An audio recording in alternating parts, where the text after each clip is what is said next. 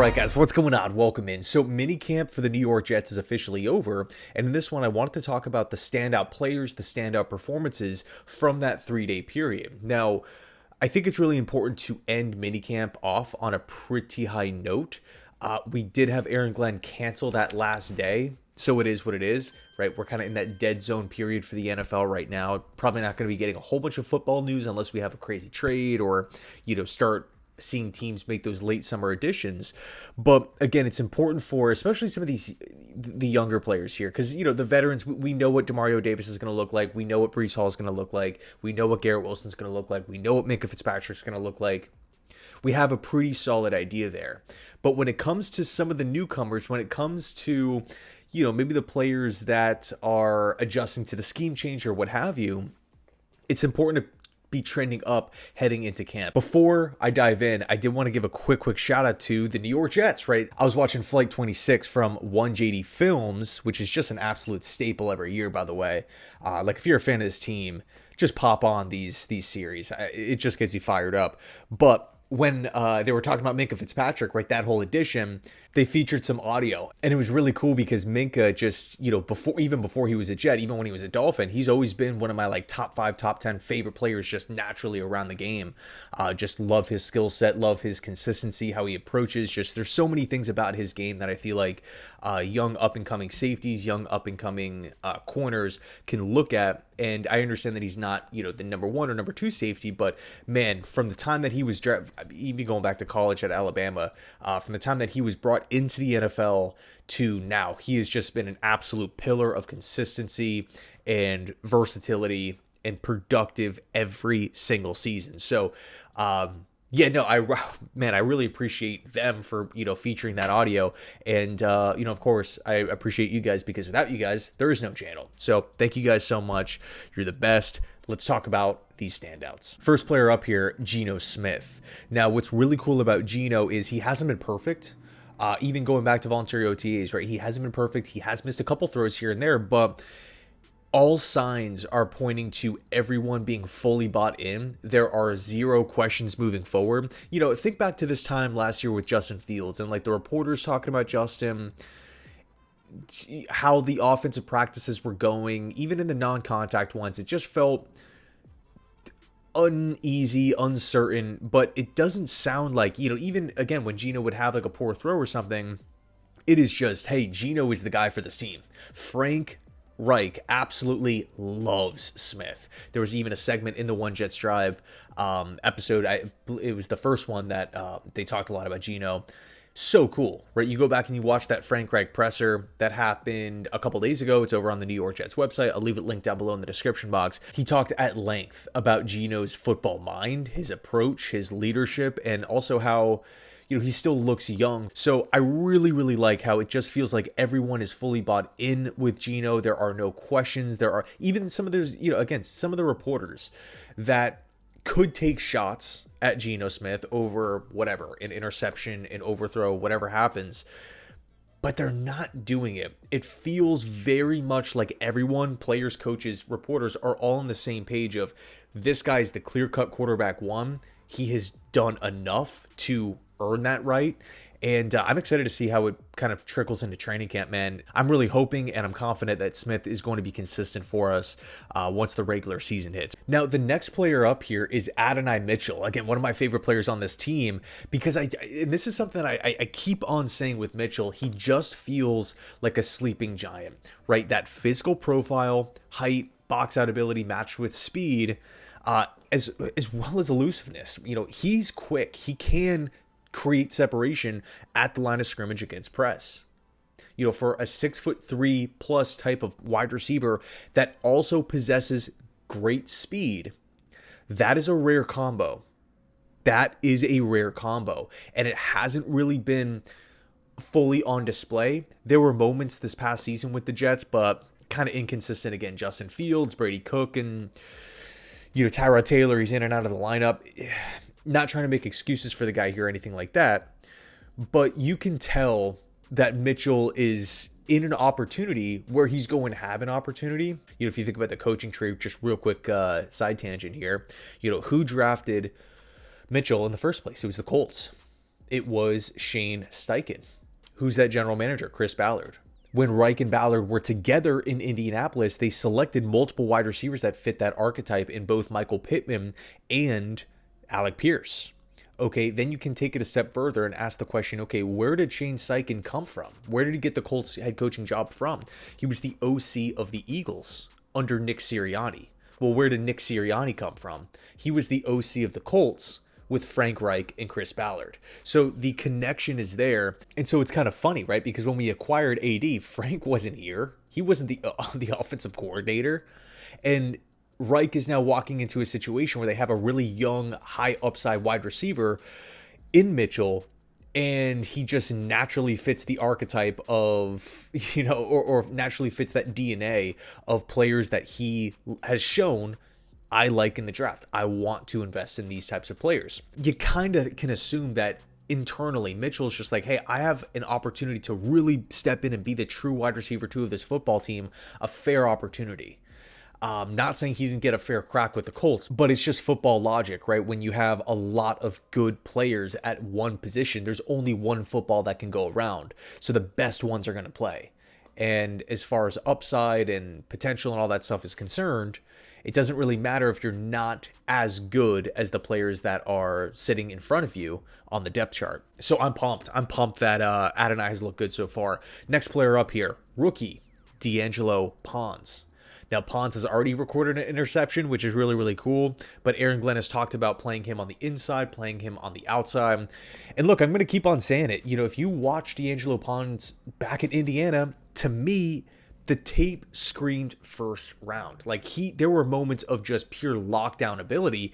However, the size was a major concern, height and weight. Then you throw on top of it that certain teams might not view him as a traditional outside corner. And for me, I just feel like D'Angelo is exactly what the Jets need. I'm not talking about like a corner need or anything, but just from a mental standpoint, just someone who is gritty, someone who is going to work. I mean, this is someone who is coming off an undefeated season. Was D'Angelo Pons, a top 5 rated corner coming out of high school, 5-star guy? No.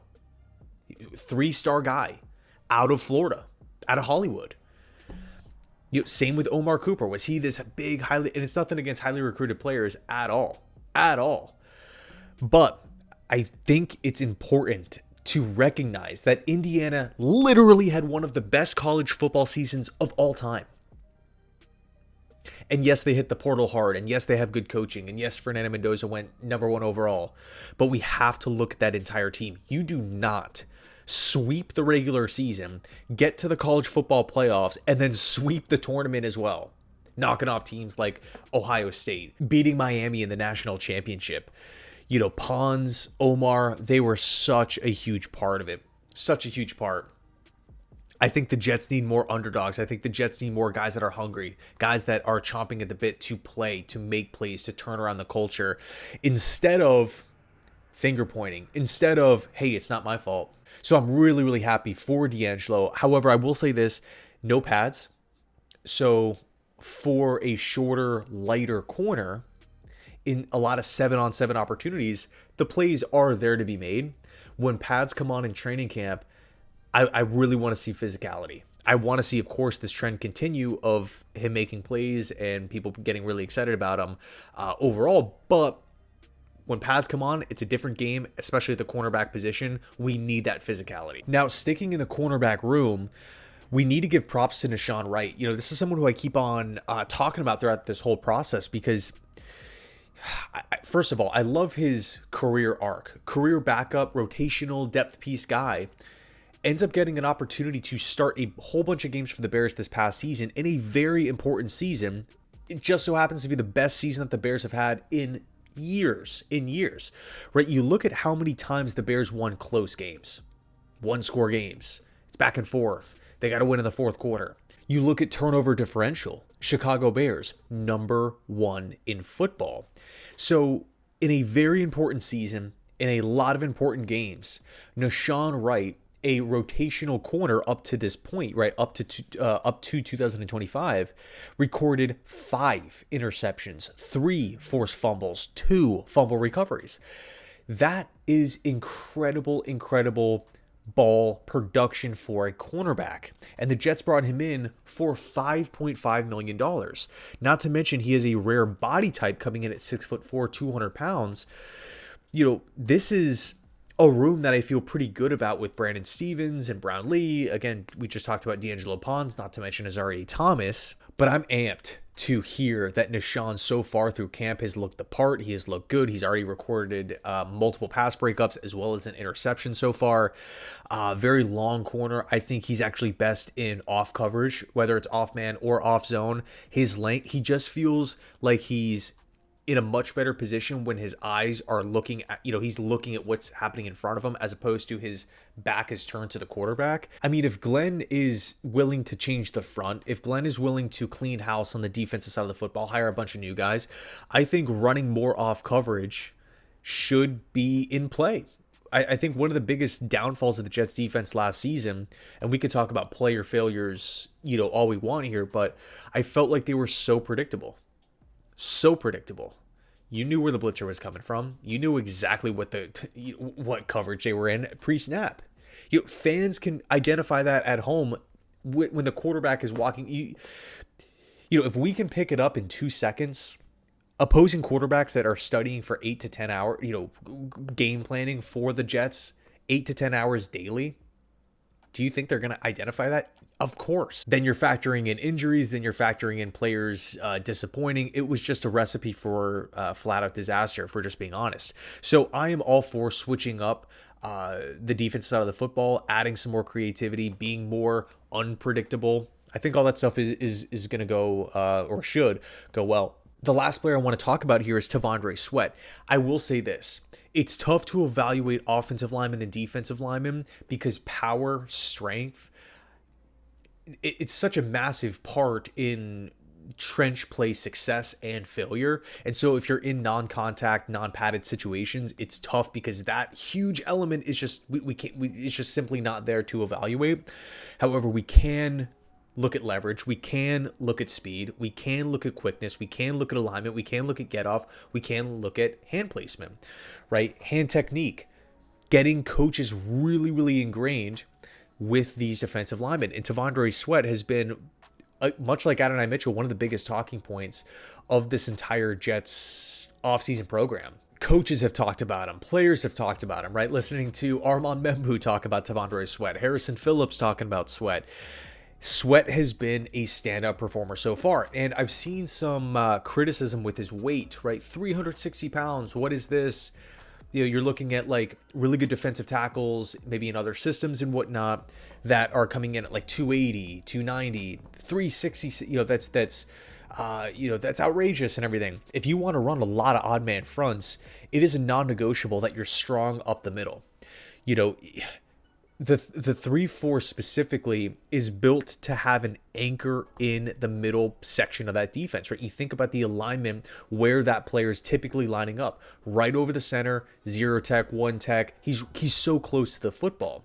Why is that the case? Because you want that power, you want that size, you want that lane clogging ability to be right there, right at the focal point. And then everything else, the rest of the defense, is built around having that strong pillar, that strong foundation right up front. You think about some of the really good, really effective, the bigger nose guards throughout the course of NFL history. I mean, we can talk. Aaron Glenn threw out Chris Jenkins the other day, which I thought was pretty cool. But one player that specifically stands out is Vita Vea from the Tampa Bay Bucks. Todd Bowles, right? Vea is someone who I actually think comps pretty well to Sweat, but we also have, Snacks Harrison, 350 pounds, coming in at 6'3". We know how dominant Snacks was against the run. Again, not flashy numbers, not sack numbers and stuff. That's not what he's asked to do. Not what he's asked to do. Who else? One of my favorite players of all time. I always rooted against him, right? Because he played for the Ravens. The Ravens always had so much success, but Haloti Ngata. God, was he a force. So hard to stop. Again, what was he? 345, 350-ish pounds? And, I guess Tavandre has 10 pounds here on these players, but the point remains the same. We can't say, oh, Vita Vea, oh, Tavandre Sweat, Snacks, all these guys, we're going to drop them in the same bucket as the defensive tackles that are maybe more so pin your ears back and go, like the types of defensive tackles that Saleh likes, that we saw with him, right, where they're 280 pounds, 275 pounds, where the emphasis is more so on penetration to get to the quarterback. That's not what these guys are asked to really do. When they come in they're that size, and that's the type of defense that they want to run. So personally, I'm not looking at the 360 plus pounds as a negative here. I'm looking at that as a positive. I mean, it's been a long time since we've had just that true rock in the middle part of the defense. I mean, we've been running a 4-3 for the entire Saleh regime, right? The 3.5 years. Not to mention this past season as well with Aaron Glenn, right? We have to go back to Greg Williams. So when the decision was made, hey, I want to get more creative on the defensive side of the football, I want to have different fronts. We want to run more odd man looks. We needed. It was again, you cannot debate it. We need a strong center point of the defense, because if you don't have that, what's the point of even trying to run it if the starting point is crumbling every single play? So Tavandre Sweat, absolutely love that decision to go out and acquire him for Jermaine Johnson. No draft picks were involved, and really pumped that he's doing well up to this point. So anyway, thanks so much for watching. I appreciate it, and as always, go Jets.